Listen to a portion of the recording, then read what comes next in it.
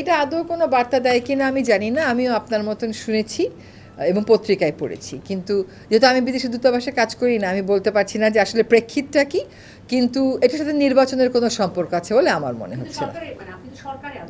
জি না, সরকারের কোন মন্ত্রণালয়ের সিদ্ধান্ত, এটা সব মন্ত্রণালয়, পানি সম্পদ মন্ত্রণালয় তো সিদ্ধান্ত নেবে না যে কোন মন্ত্রীর ঘরে কোন ছবি থাকবে। তো এটা আমি বলতে পারবো না। আর কোনো লিখিত কোনো কাগজ যদি মানে সরকারি পর্যায়ে সকল মহলের সিদ্ধান্ত হলে ওটা তখন লিখিত থাকতো। তো এটা হয়তো কোনো, যেটা আমি আপনার মতন পত্রিকায় পড়েছি না বলতে পারছি না, বাট এটার সাথে নির্বাচনের যে কোনো সম্পর্ক নাই, সেটা একটা কমন সেন্সের ব্যাপার।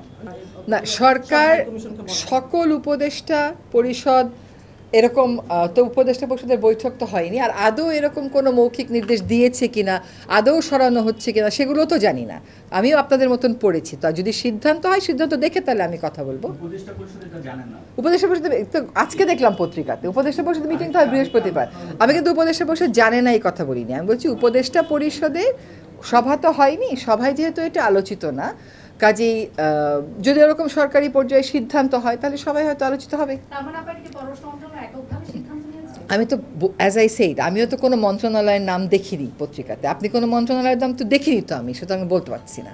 এইরকম আলোচনার কি শেষ আছে? আমরা তো কত আলোচনা শুনেছিলাম, জুনের মধ্যেও নির্বাচন হবে না, এটা এই মাসের মধ্যে নির্বাচন হবে। এখন রাজনৈতিক বিষয় তো, আমরা বাংলাদেশিরা প্রত্যেকেই রাজনৈতিক সচেতন, প্রত্যেকেরই সব ঘটনার একটা ব্যাখ্যা আছে, হয়তো এত কোনো ব্যাখ্যাই নেই এটার পিছনে, কিন্তু এটার সাথে নির্বাচনের যে কোনো সম্পর্ক নেই, এটা একেবারেই স্পষ্ট। একটা ছবির সাথে নির্বাচনের কোনো সম্পর্ক থাকতে পারে না।